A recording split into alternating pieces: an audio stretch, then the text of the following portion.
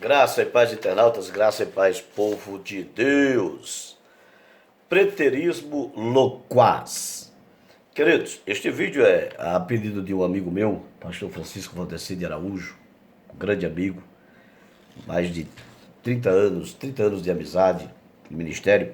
Ele me apresentou um vídeo de um preterista que está interpretando o 1 de Paulo aos Tessalonicenses 4,17, e ele pega a expressão aer, ali ao encontro do Senhor nos ares, e diz que ali é a volta de Jesus em 70, e que os ares ali não é os ares mesmo, não. Os ares ali é que Jesus voltou aqui e acabou, e é espiritual, o negócio ali é espiritual. Ele começa dizendo que o encontro não será nos céus. E aí ele dá uma definição de aer, palavra grega que ele chama de air, né? Como se estivesse lendo o grego clássico, mas ele é grego koiné. Aer. O que acontece?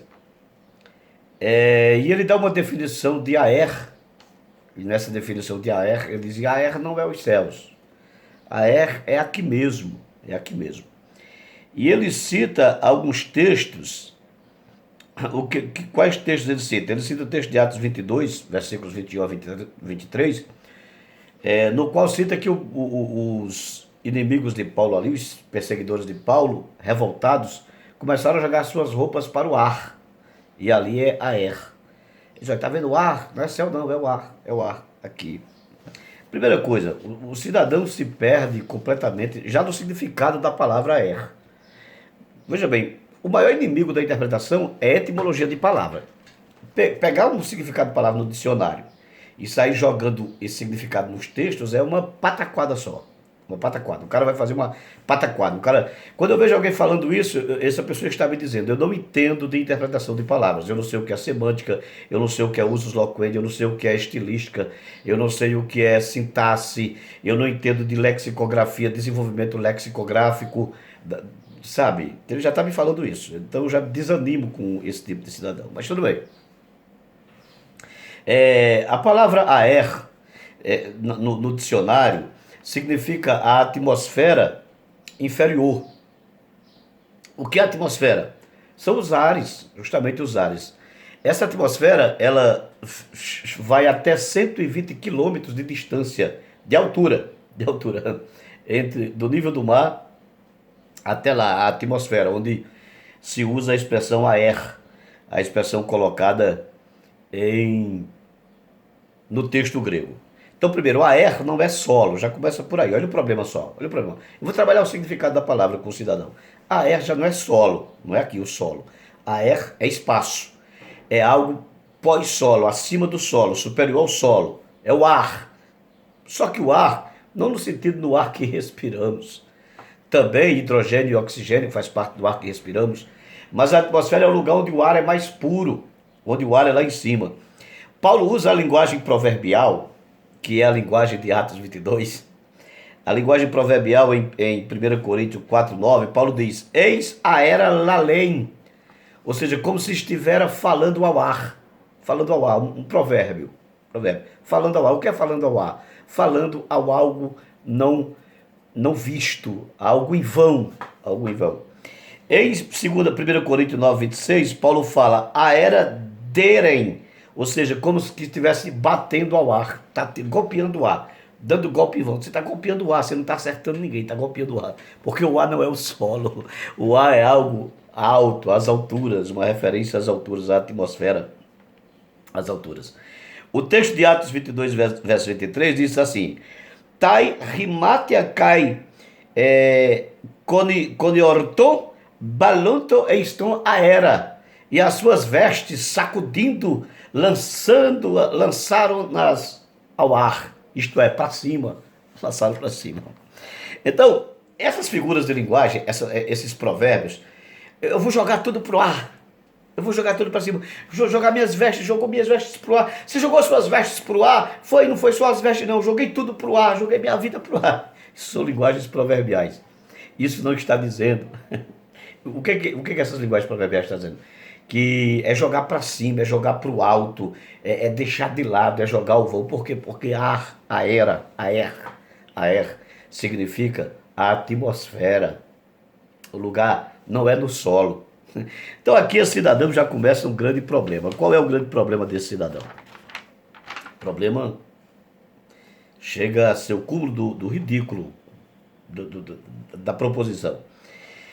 Ele diz que não iremos nos encontrar nos céus. Olha só, o texto diz assim, ó: depois nós, os que ficarmos vivos, seremos arrebatados juntamente com eles nas nuvens, ao encontro do Senhor nos ares. Olha, escuta, nas nuvens, as nuvens não é no solo, para o encontro do Senhor nos ares. Ainda que seja o ar atmosférico, precisa ser um ar além das nuvens, porque tem nuvens aí no texto.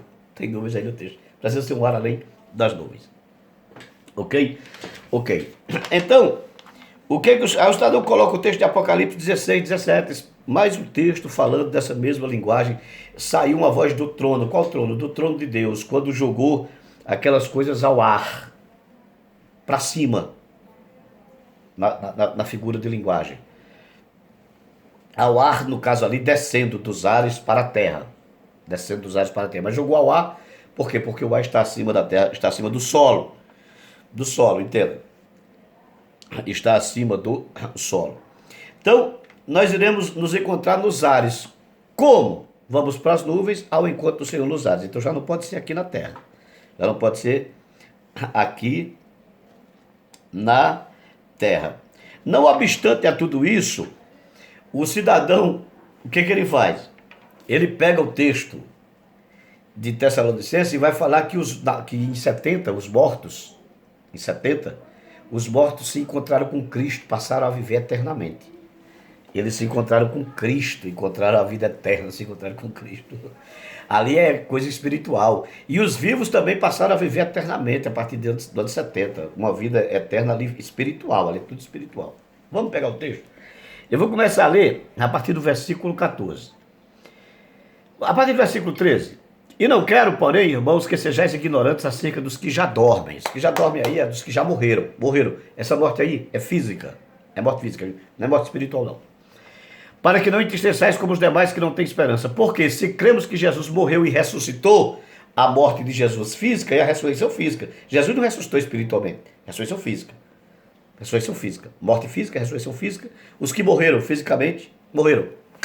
Foram decapitados. Tiago, decapitado. Estevão, apedrejado. Morte física.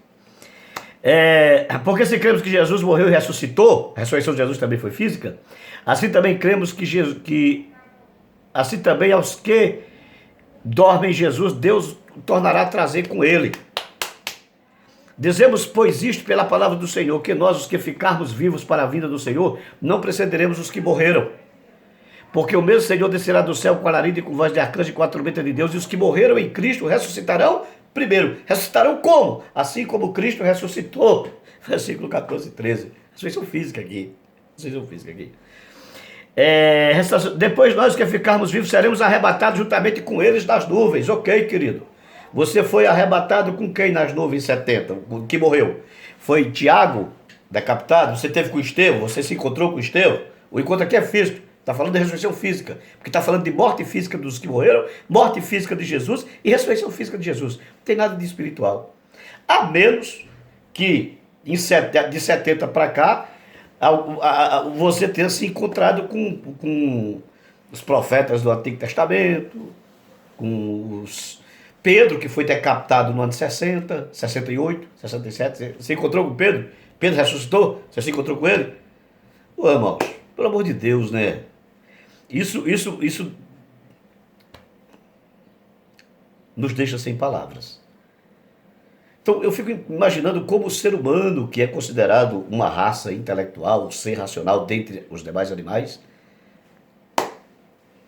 consegue aceitar isso, gente. Faz isso não. Isso é dolorido. Dolorido. Se eu ver isso, é dolorido, rapaz. Não, mas fazer o quê? Né? Então a galera aí seguiu o Henrique Cristo, então fazer o quê? Serve qualquer um mesmo. Pelo amor de Deus. Preterismo loquaz.